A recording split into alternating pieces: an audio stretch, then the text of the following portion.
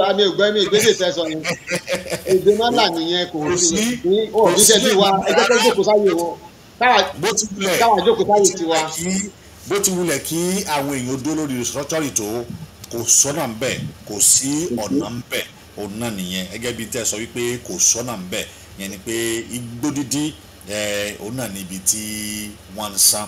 ẹ̀ṣẹ̀ púpọ̀ ẹ̀yìn yẹn wá ẹ̀rí báyìí gbódìbí náà ni tí wọ́n ń san máa fẹ́ kẹjẹ́ ká tún lọ wo ọ̀rọ̀ wa lọ sí ìlú kan tí a mọ̀ sí ìlú ìsanlú ìsìn ní ìlú ọ̀hún níbi tí wọ́n ti lọ bá àwọn tó wà ń bẹ̀ tí wọ́n ti lọ bá wọn ṣèpàdé pọ̀ àwọn ìyá yìí wọ́n sọ ọ̀pọ̀lọpọ̀ ọ̀rọ̀ níbẹ̀ nítorí pé Yorùbá ó ní ibi tá a bá dé mọ́ ibẹ̀ náà ni a rí mọ́ kí ló mú táwọn ìyá yìí kí ló mú kí wọ́n sọ̀rọ̀ àwọn ará abẹ́ fọ̀hún wọ́n sì ní àníṣe ìran Yorùbá wọ́n ní kò gbọ́dọ̀ parun táwọn wọ́n nítorí pé ibi tí àwọn dúró sí òun náà ní kí ìran Yorùbá kó wá sí ìmúṣẹ máa fẹ́ kí èmi àti yín máa fẹ́ kẹjẹ́ ká sáré lọ wo fídíò ọ̀hún níbi tí àwọn màmá ọ̀hún níbi tí wọ́n ti fohùn sọ̀rọ̀ àwọn náà sọ̀rọ̀ ẹ jẹ́ ká lọ gbọ́ ohun tí àwọn ìyá yìí ẹ jẹ́ ká wo bí ìṣèpàdé pẹ̀lú wọn ìbá wọn sọ̀rọ̀ ẹ jẹ́ ká wo bó ṣe lọ ẹ jẹ́ ká wo ọ̀nà tí àwọn wọ̀nyí tí wọ́n gbà nífẹ̀ẹ́ ìran Yorùbá àwọn kan wà tó jẹ́ pé ọwọ́jà ètò Yorùbá tá à ń ṣe yìí kò dé ọ̀dọ̀ wọn ọwọ́jà ìpolongo kò dé ọ̀dọ̀ wọn torí pé ibi tí àwọn fì sí ẹsẹ̀ kúkú ibi tí àwọn fì sí ibi tó ṣe bí ẹni fẹ́ rìn díẹ̀ ni látàrí ìdí èyí tí kì í bá ṣe wípé ọ̀pọ̀lọpọ̀ èèyàn bá lọ bẹ̀ láti lọ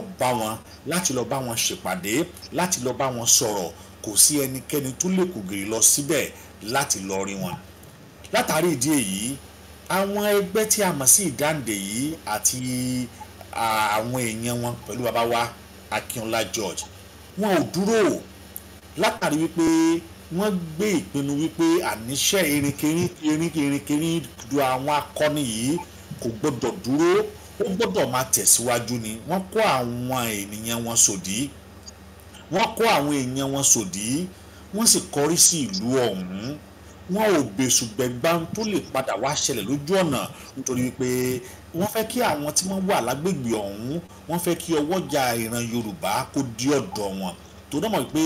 àwọn olóṣèlú àsìkò yìí ni wọ́n máa ń àwọn wọ̀nyí àsìkò yìí làwọn olóṣèlú ó fi wọ́n sílẹ̀ wọ́n àbádọ́ wọn wọ́n neglect wọn they will not even care for them they will not even cater for them because they don't need them anymore but when the election is coming you will see them troop into that village into that city tí wọ́n ti fi sílẹ̀ for complete 4 years láti tún lọ capture wọn again fún wọn lówó ránjẹ fún wọn láṣọ just for that moment because they wanted to collect their gold wọ́n fẹ́ gba future wọn lọ́wọ́ wọn. bẹ́ẹ̀ ló ń tá a rí nígbà tí àwọn èèyàn ń kàǹpé tí wọ́n ń jáde fún protest ẹ wo bí àṣírí ìjọba ṣe tú wípé níṣe ni wọ́n fún àwọn kan ní 5,000 a ṣe ń bọ̀ lórí yẹn o nígbà tí àwọn èèyàn protest ẹ wá lọ fún àwọn kan ní 5,000 kí wọ́n lọ máa da protest yẹn rú unfortunately ẹni tẹ́ ẹ fún lówó tí wọ́n gbé kámẹ́rà síwájú ẹ̀ tí wọ́n ní kó sọ̀rọ̀ pé why you said no protest kí ló tó ń sọ ó ní gàrí wọn ó ní po wọn ẹ̀rí kó tako ìjọba ó ní gàrí wọn ìyẹn wá ní pé kí ló ń sọ báyìí what are you talking now ìyẹn ni pé ó ti tú àṣírí ìjọba torí pé wọ́n mọ̀ọ́mọ̀ ń lò wọ́n ni bẹ́ẹ̀ àwọn Fúlàní tí wọ́n tún fún lówó náà ìyẹn Fúlàní yẹn sọ pé they gave me 5,000 naira I carry people go there they give us 5,000 naira ìkànnì yẹn ẹ tún wo fídíò íńtánẹ́ẹ̀tì mọ̀ ti dá o fídíò bíi tí arákùnrin kan ti ń bá àwọn pírẹ́sì sọ̀rọ̀ tí NRTW ọmọkùnrin tó dẹ̀ gbá lójú pẹ̀lú glass ó dẹ̀ gbá lójú wọ́n fẹ́ kí protest yẹn ó di wàhálà kan wá ní pé wọ́n ajá gẹ́gẹ́ bíi tíjọba sọ pé àwọn rí i pé wọ́n fẹ́ wá ajá kí ẹ̀ láti ìjẹta sí òní báyìí èèyàn 13 ní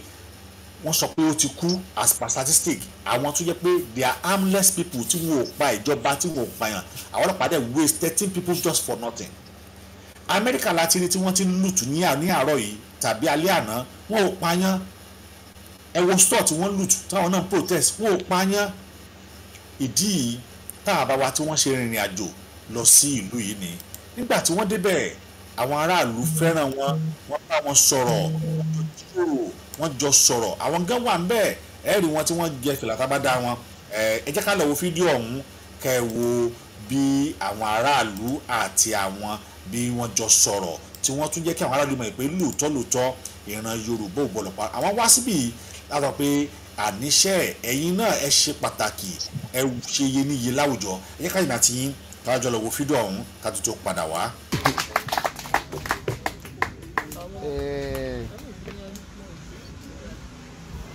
àròjọ mùsùlùkùn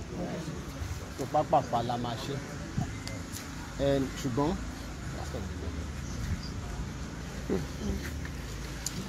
tó bá dé stage kan ẹ pa fídíò lórí yẹn ẹ̀yin ìyá mi mo mà kí yín o ìjọbalẹ̀ mi rèé o ẹ̀yin bàbá mi mo kí yín o ẹ káàbọ̀ o mo kí yín lọ́mọdé ẹ káàbọ̀ sà mo kí yín lágbàlagbà o mo kí yín lọ́kùnrin mo kí yín lóbìnrin àwọn tó dẹ̀ ń gbé ìlú àwọn kábíyèsí náà sì ń bí mo kí kábíyèsí o kádé wọn pẹ́ lórí o kí bàtà pẹ́ lẹ́sẹ̀ o wọ́n á jùrù kẹrẹ wọ́n á jùpẹ́ o gbogbo àwọn òjòyè náà ìjòyè gbogbo àwọn òjòyè wa ìjòyè ńlá ìjòyè kékeré òkè yín pé ẹ kú rọ́jú eléyìí àti rí lánàá látànà tá a ti ń bọ̀ tá a ti débì báyìí ó tó kí kàyéfì náà kó bá wa pé why torí àgbà Èkìtì kọjá Èkìtì is the least developed southwest state tàbí sábà ń ka àwọn state southwest láti pé eléyìí ní ilé kọba eléyìí ní kọba eléyìí ní Èkìtì ló ní kéré jù ṣùgbọ́n gbogbo Èkìtì lọ́nà Èkìtì mi ní jọjọ ní kọ́lá ń gba ní Èkìtì akọrin yọtọ̀ mi ní àwa dé Kogi kí lóò bẹ̀rẹ̀ lọ́pọ̀ yàn àbí. pààyàn yẹn ṣe Kogi ni. Yagba yìí tó lè tẹ́ gbogbo bẹ́ẹ̀ ni ìgbà kan gan mọ́tò wa gbágbágbá gbogbo wọ́n ní bọ́lá wà yìí wọ́n ní àti wọ Kogi wọ́n ní àti wọ Yorùbá part of Kogi ẹ̀kú fẹ́ bọ́ lójú mi ṣùgbọ́n ìrọ́jú yẹn lásìkò díẹ̀ yìí lágbára lọ́wọ́ kì í ṣe gọ́ọ̀mẹ̀ntì o àwa ò fi ń ṣe ìjọba o àwa èèyàn yìí ni wá ta tọwọ́ lọ́gbọ́wọ́ wa sókè díẹ̀ tá a lè ràn án lọ́wọ́ torí àwọn tá a mọ̀ àti ibi tá a ti rìn dé lórí ọ̀rọ̀ àjìjàngbara yìí ẹ mọ̀ nǹkan tó jẹ́ ìjàngbara a fẹ́ jà láti gba ara wa lẹ̀ kúrò nínú ìgbèkùn nǹkan tó bá jẹ́ gbà òun la máa fún un ẹnikẹ́ni kóhùn kó máa gbọ́ èmi kan mo ti ń sọ ẹni tó bá ti mọ̀ mí nínú yín tó ti rójú mi rí láti mọ̀ pé mi ò kọ̀ láti sọ nǹkan tó ń pè sọ ṣùgbọ́n ìjà yẹn kì í ṣọwọ́ mi nìkan ló wà kì í ṣọwọ́ ẹgbẹ́ wa ìdáǹdè nìkan ló wà ẹ mọ̀ túbọ̀ dáǹdè liberation ìdání ìdè tó ń dè wá mọ́lẹ̀ yàfẹ́ tún jára ọgbà kò tó jẹ́ ìjàngbara nìyẹn o ẹgbẹ́ yẹn àti gbogbo Yorùbá Nation Forces a fẹ́ ja ìjà yẹn the last fight ìjàgbá kẹ́yìn táàmì sí ní abẹ́ Nàìjíríà mọ́. ẹ pàtẹ́wọ́.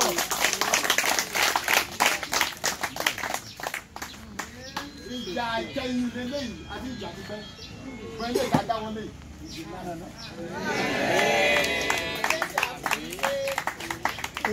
ó yẹ wàá kó sọ̀wọ́ yín because a máa fún yín ní nǹkan tẹ́ máa lò ní èyí máa jà. mo sọ lánàá mo ní the best place to look for help is at the end of your arms. ibi tí ìrànlọ́wọ́ yín wà tó péye tó pé ìparí ọwọ́ yín ni ìparí apá yín ni ìtumọ̀ ni pé ẹ̀yin fúnra yín lẹ máa dìde bí bàbá Awólọ́wọ̀ ṣe sọ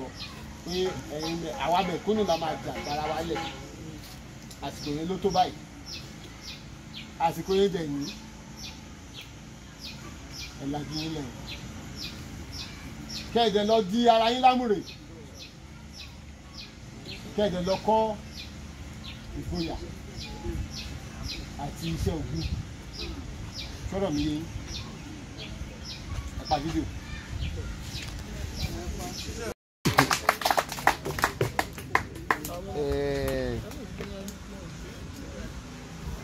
àròjọ mùsùlùkùn tó pápápá la máa ṣe ṣùgbọ́n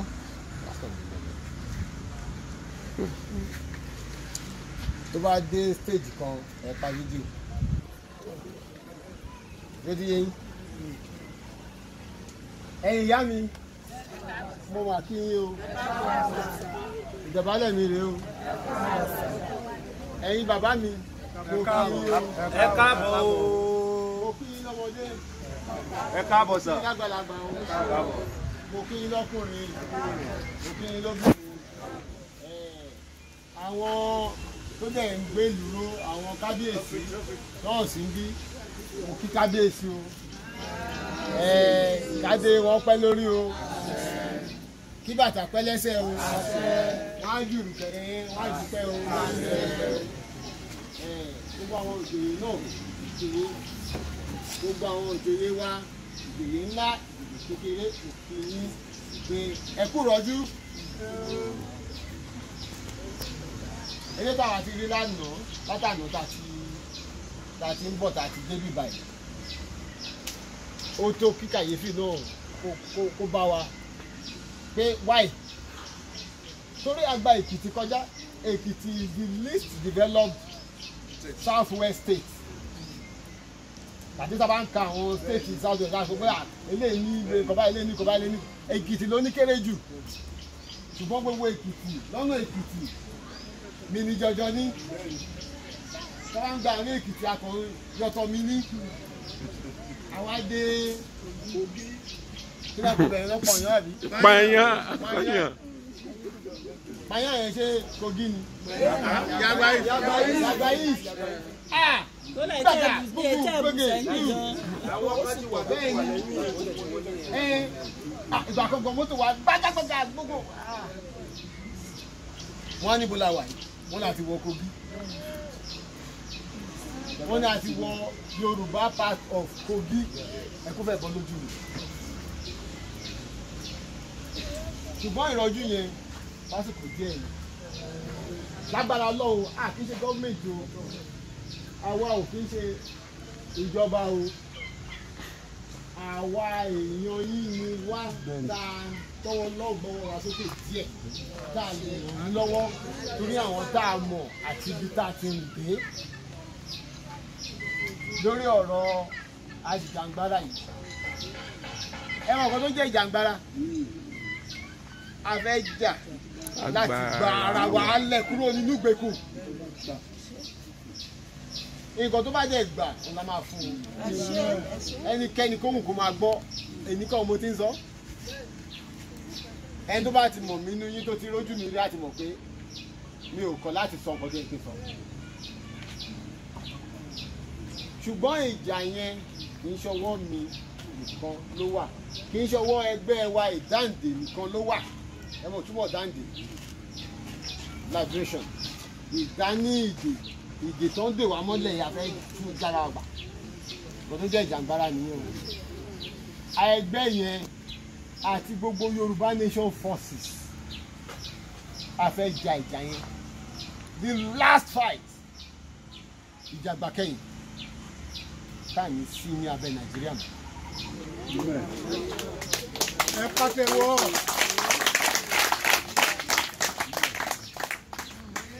ìjà ìkẹyìn lélẹ́yìn àti ìjà pípẹ́ pẹ̀lú ìjà dáwọn lè.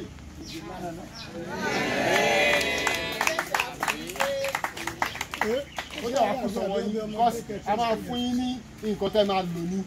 ìyẹn máa jà mo sọ lánàá mo ní the best place to look for help is at the end of your arms ibi tí ìrànlọ́wọ́ yín wà tó péye tó pé ìparí ọwọ́ yín ni ìparí apá yín ni ìtumọ̀ ni pé ẹ̀yin fúnra yín lẹ máa dìde bí bàbá Awólọ́wọ̀ ṣe sọ pé ẹ̀yin àwa mẹ̀kúnnù la máa jà gbára wa lẹ̀ àsìkò yẹn ló tó báyìí àsìkò yẹn dẹ̀ ní ẹ̀làjì nílẹ̀ kẹ́ẹ̀dẹ̀ lọ di ara yín lámùrè kẹ́ẹ̀dẹ̀ lọ kọ́ ìgboyà àti iṣẹ́ ògùn sọ̀rọ̀ mi yẹn ẹ̀pà fídíò.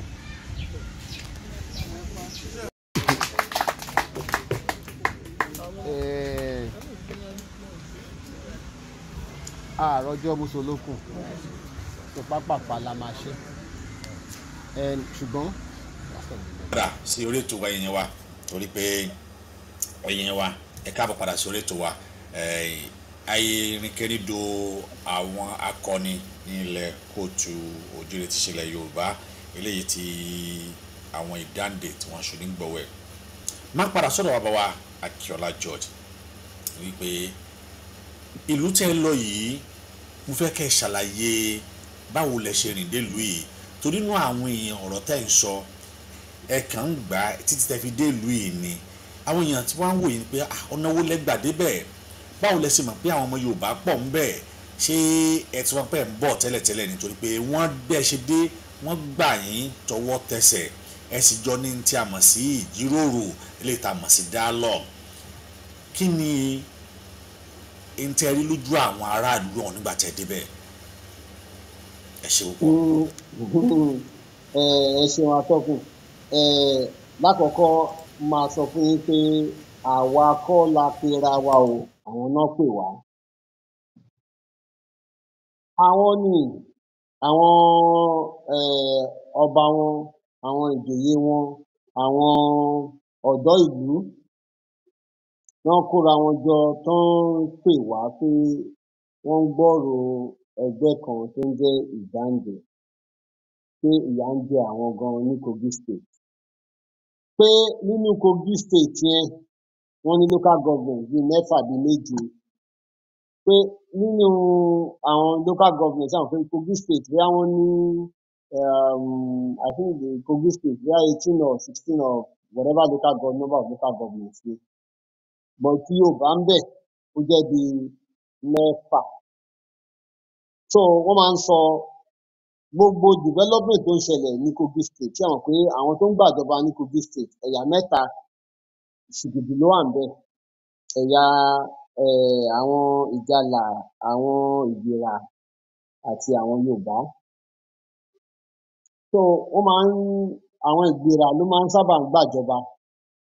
láti ìgbà tó ń fi dá Kogi state sílẹ̀ kò tí ì sọmọ Yorùbá tó jẹ́ governor gbogbo ẹ̀tọ́ tó dẹ̀ jẹ́ ti Yorùbá wọ́n ń kó sápò ara wọn ni wọn ò jẹ́ kí àwọn Yorùbá wọn ò jẹ́ kán ní ìpín nínú ẹ̀ lákọ̀ọ́kọ́ kò sómi ńbẹ̀ ìkejì kò síná ọdún 5 sẹ́yìn sí èní wọn ò níná ọdún 5 mi sọ pé oṣù 5 mi sọ pé ọ̀sẹ̀ 5 mi sọ pé ọjọ́ 5 ọdún 5 wọn ò níná kò sí any school tó jẹ́ tertiary institution that is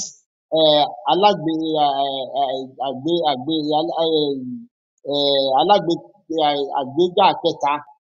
nínú ìwé nípa nǹka primary school àǹkà secondary school àti máa ka university àti polytechnic kankan yẹn kò sí university kankan kò sí polytechnic kankan kò sí any tertiary